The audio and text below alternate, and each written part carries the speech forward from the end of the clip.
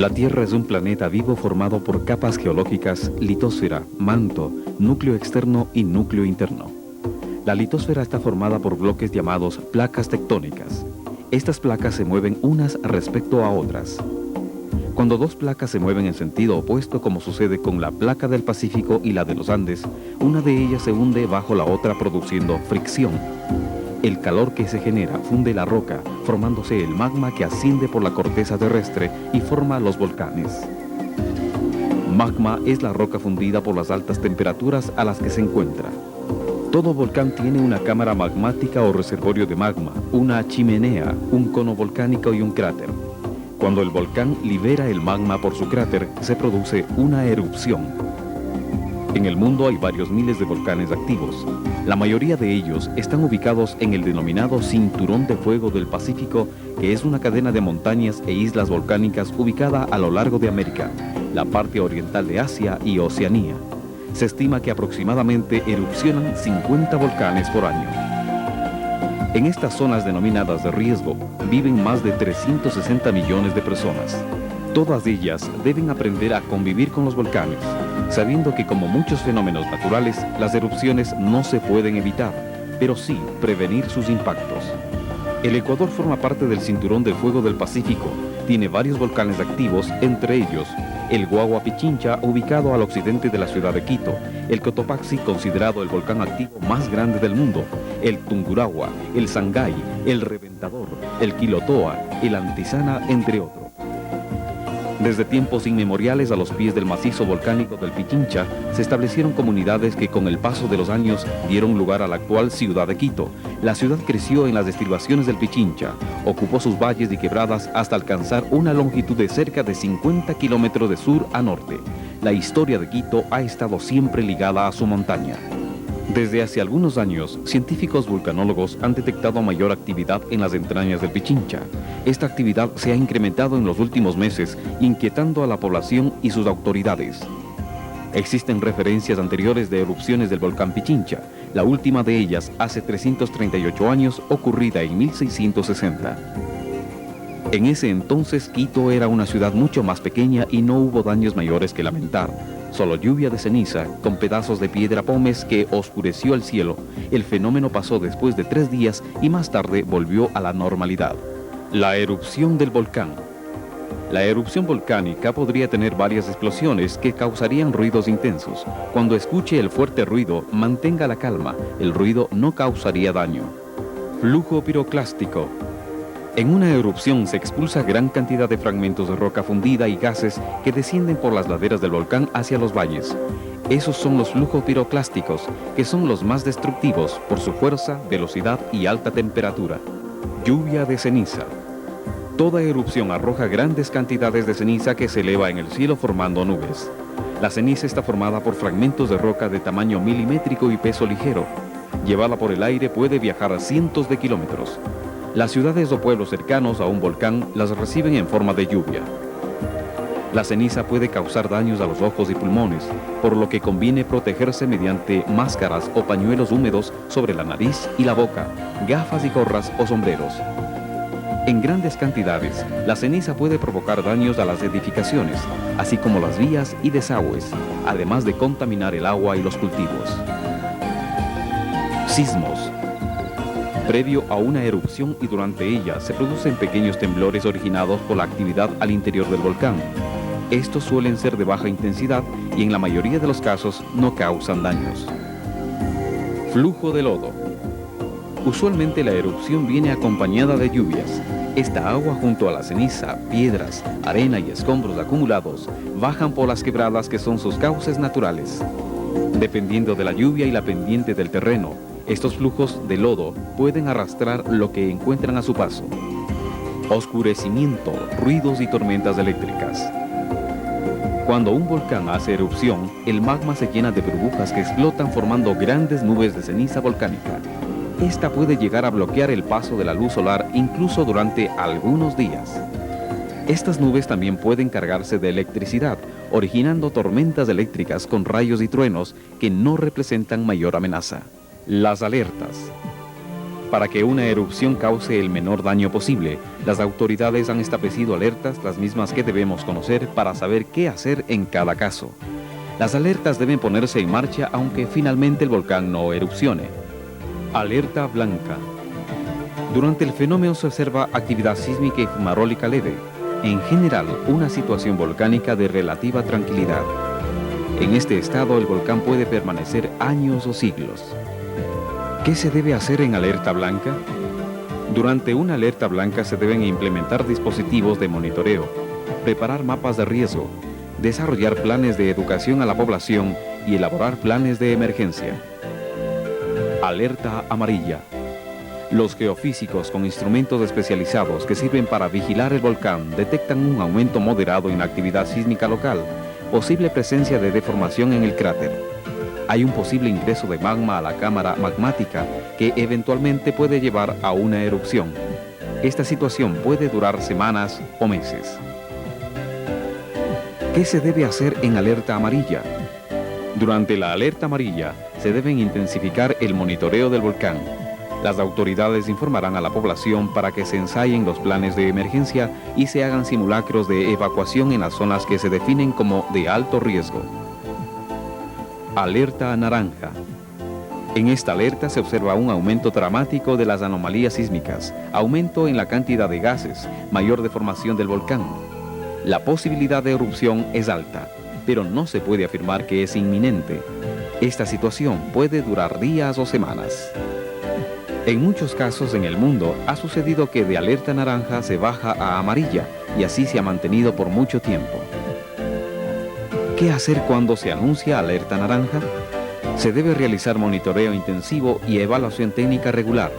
Las autoridades hacen anuncio público de alta posibilidad de emergencia y de las medidas adoptadas para hacerle frente a una potencial erupción. En este caso se deben poner en práctica los planes de emergencia. En alerta naranja es cuando más importante es mantener la calma, la obediencia y la disciplina a las instrucciones dadas por las autoridades. En este caso es más importante ser soldado y obedecer que pretender ser general sin conocimiento de los planes elaborados por las autoridades competentes. Manténgase en contacto con su familia y tenga a mano las cosas recomendadas para casos de erupción. Las escuelas y colegios deben enviar a sus alumnos a sus casas en forma normal. No es aconsejable pedir que las madres y padres de familia acudan a la escuela o colegio a recoger a sus hijos. Hay tiempo para que los miembros de la familia se puedan encontrar en su casa. Alerta roja. Los geofísicos observan actividad intensa, vibraciones constantes y armónicas, incremento de los sismos de baja frecuencia, crecimiento de domos formados por magma viscoso, erupciones magmáticas. La erupción es cosa de días u horas. ¿Qué se debe hacer en alerta roja? Durante la alerta roja, los planes de emergencia están en ejecución. Si se vive en zona de alto riesgo, debe evacuarse ordenadamente y siguiendo las instrucciones oficiales. Si no vive en zona de alto riesgo, es necesario permanecer en casa. Obedecer las instrucciones de las autoridades es lo más importante. Los gritos, el desorden, el nerviosismo producen pánico, lo que puede ocasionar mayores daños que la misma erupción. Zonas de riesgo. Para el caso de producirse una erupción del Huagua Pichincha, es importante conocer las zonas de riesgo y de seguridad. Zona de alto riesgo. Está ubicada en los valles del occidente de Quito, principalmente en el Valle del Yoa. En esta zona se produciría flujos piroclásticos, flujo de lodo y lluvia de ceniza. Por estas razones, de darse la erupción del Pichincha, esta zona deberá ser evacuada, según las disposiciones de las autoridades. La zona de riesgo medio. La zona de riesgo medio corresponde a Quito y sus cercanías. Los barrios asentados en las orillas de quebradas, laderas y pendientes serían afectadas por flujos de lodo secundario, por la acumulación de ceniza, barro y agua. En toda el área de Quito caería ceniza volcánica. La cantidad variaría según la fuerza de la erupción. La ceniza podría oscurecer el ambiente y producir daños al obstruir cañerías y alcantarillas, depositarse en techos que serían afectados debido a su peso. Estos daños se pueden evitar limpiando los desagües, alcantarillas y recogiendo la ceniza en costales o fundas. Toda la ciudadanía debe colaborar, cada uno en su lugar. todos debemos estar atentos a las instrucciones de las autoridades. Zonas de seguridad. Las autoridades consideran zonas de seguridad las colinas orientales de la ciudad de Quito y los valles de Los Chillos y Tumbaco. Solo quienes están en situación de alto riesgo deben evacuar. La mayoría de la población debe permanecer en su casa. ¿Qué debemos hacer ante una erupción? La prevención comienza con la información. Todos debemos estar atentos a la información oficial y no hacer caso a los rumores, menos aún propagarlos. De su actitud depende su seguridad y la de su familia. De igual manera, haga con sus vecinos de condominio, de barrio o comunidad. No hacer como el cuento de Pedro y el lobo. Debido a que la actividad del volcán es variable e impredecible, la población debe estar dispuesta a que las alertas varíen sin que por esa razón sean contradictorias, se consideren falsas o peor aún, no se crea en ellas, porque una sola vez que no se acate puede ser fatal. Organización. Ante cualquier fenómeno natural debemos estar organizados para que nos encuentren preparados, sabiendo lo que debemos hacer. Por eso, organícese con su familia, con sus vecinos de condominio, del barrio o la comunidad. Ayude a nombrar un líder responsable en quien usted crea, confíe y por lo tanto esté dispuesto a obedecer. En situaciones de emergencia, es importante que una sola persona dé las instrucciones y los otros la acaten.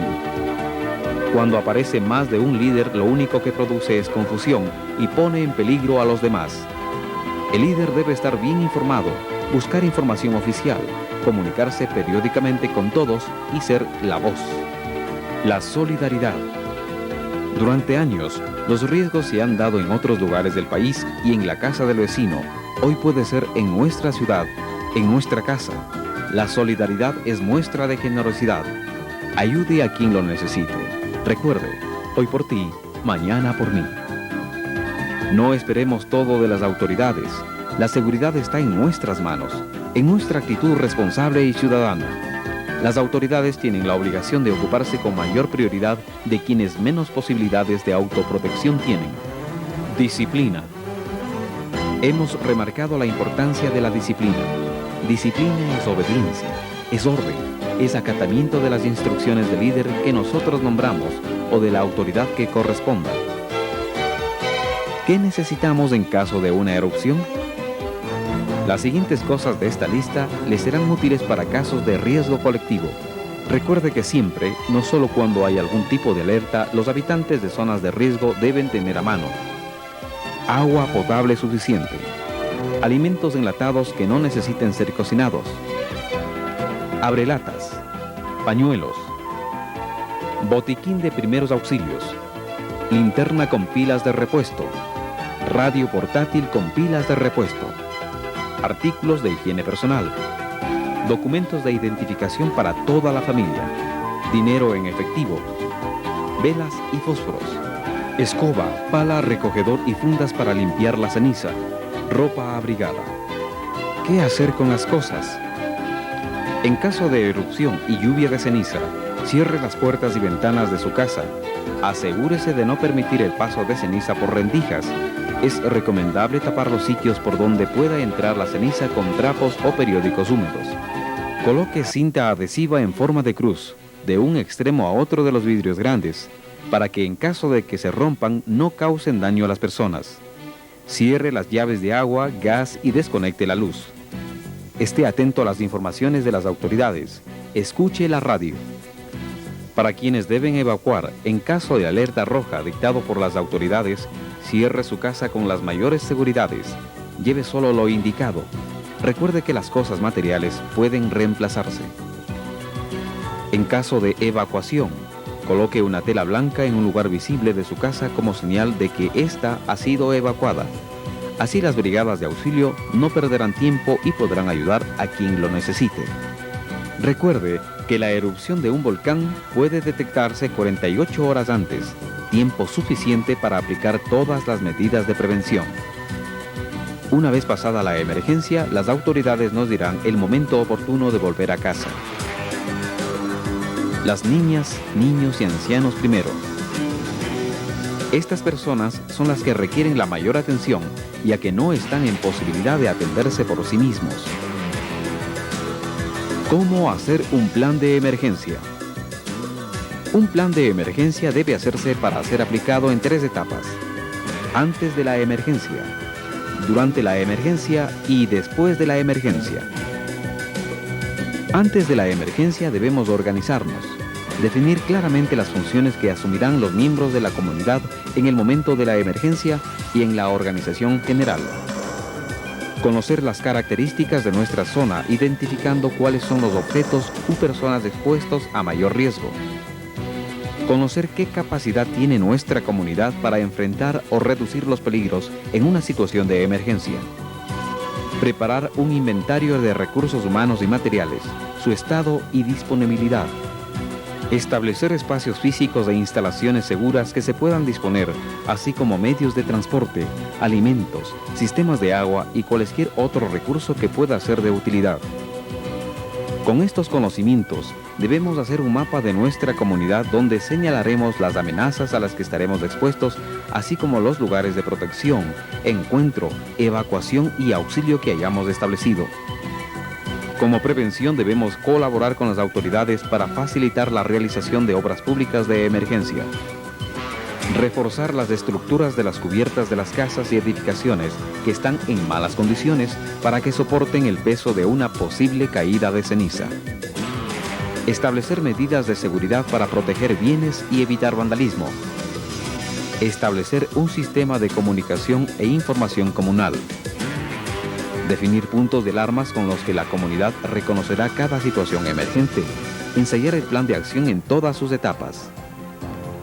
Durante la emergencia, poner en práctica organizadamente y con calma todo lo planificado y apoyar a los organismos de socorro. Después de la emergencia, apoyar las labores de reconstrucción y rehabilitación de los lugares afectados, colaborar con las instituciones de ayuda y no esperar que éstas lo resuelvan todo. Las escuelas y colegios deberán elaborar planes de emergencia que deben ser practicados con alguna regularidad, aunque no hubiera una alerta determinada. En caso de alerta, deben poner en marcha los planes de emergencia. En el caso de erupción del volcán, cuando así lo determinen las autoridades, deberán enviar a sus alumnos a casa con normalidad, sin alarmar. Las escuelas y colegios recibirán instrucciones específicas para actuar en este caso. Las madres y padres de familia deben conocer y opinar sobre el plan de emergencia de la escuela y colegio, de tal modo que se disminuya la tensión de los padres debido a la preocupación por sus hijos. Otros consejos. Las oficinas, empresas y fábricas deben elaborar planes de emergencia para ponerlos en práctica en el momento oportuno. Se recomienda cerrar los ductos de gas, luz, agua, poner seguridades y permitir que los empleados se ocupen de su familia. En lo posible, trate de mantener una dieta normal. Bajo ninguna circunstancia tape la nariz o la boca de los lactantes. Si el niño es menor de 1 año, puede estar en su cuna cubierta con una sábana húmeda. Los niños alérgicos o asmáticos requieren protección especial. Es conveniente colocar una toalla mojada en cada habitación y evitar someter a los niños a vaporizaciones. Es recomendable mantenerlos abrigados. Una vez pasada la emergencia, las autoridades nos dirán el momento oportuno de salir de casa o de volver a ella. Quito y el Pichincha se mantendrán unidos a través de los años. Por eso debemos saber cómo vivir junto a él y cuidar sus bosques, laderas y quebradas por nuestra seguridad. Cuando se vive junto a un volcán, hay que conocer cómo actuar, ya que la prevención comienza con la información.